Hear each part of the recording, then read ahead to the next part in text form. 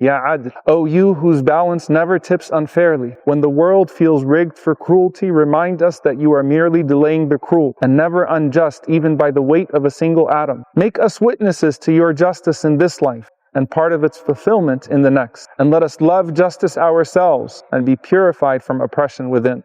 Ya Muqsit, restore to the victims what was stolen from them, and to the weary hearts what hope they lost. Make us a people who act with equity, and never swerve from accountability. Ya Hakam, you are the judge when the courts of men fail, when truth is buried beneath lies. Let your verdict rise, clear and unstoppable. Judge between us and those who wrong us without remorse, and let us not find ourselves except on the side of the oppressed. Ya Hasib, you are enough when proof is hidden and power is abused. Account for every tear that fell unseen, and every cruelty that was silenced by fear. Let your reckoning come swift for those who harm, and ever so gently for those who endure.